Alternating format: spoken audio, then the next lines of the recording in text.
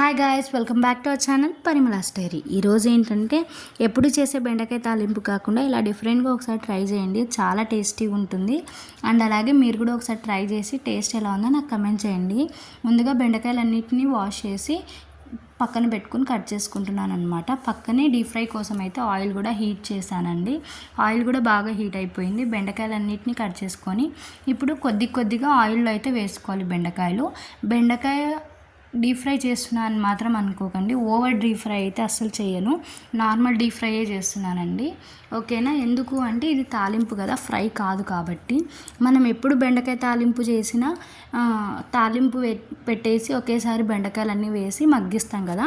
అలా చేయడం వల్ల మనకి ఎలా ఉంటుందంటే బంకగా అండ్ అలాగే జిగుడుగా ఉంటుంది. ఇప్పుడు కూడా మనం ఆయిల్లో వేసిన వెంటనే బెండకాయలు ఒక 2 minutes వరకు ఇలా బంకగా ఉంటుంది. అవి బాగా వేగిపోయాయి అంటే మనకు అసలు బంక ఉండదు అండ్ అలాగే జిగుడు కూడా ఉండదు. చూస్తున్నారు కదా, మెత్తగా ఉన్నప్పుడే మనం పక్కకు తీయాలండి బెండకాయలు. ఓకేనా? ఇప్పుడు అదే బాండీలో ఆయిల్ అంతా వేరే గిన్నెలోకి అయితే ట్రాన్స్ఫర్ చేసుకొని 1 tablespoon ఆయిల్ దాకా పెట్టుకొని ఇప్పుడు అందులోకి తాలింపు గింజలు అండ్ అలాగే ఉల్లిపాయలు కూడా వేసుకొని బాగా వేగనిచ్చానండి.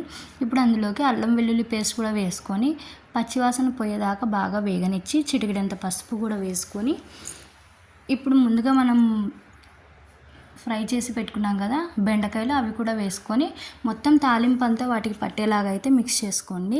మరి ఓవర్ డీప్ ఫ్రై కాదండి, ముందే చెప్తున్నాను, నార్మల్ డీప్ ఫ్రైయే.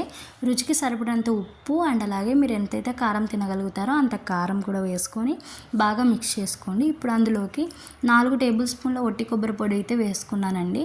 ఆయిల్ ఎక్కువ ఉందని మాత్రం అనుకోకండి. కొబ్బరి పొడి వేసాం కదా, ఆయిల్ అనేది అబ్జర్వ్ చేసుకుంటుంది. 2 tablespoons ధనియాల పొడి కూడా వేసుకొని బాగా మిక్స్ చేసుకొని ఒక 5 నిమిషాల దాకా మగ్గనివ్వాలి లో ఫ్లేమ్లోనే. అంతే అండి. అసలు జిగుటు అనేది ఎక్కడా కనిపించదు.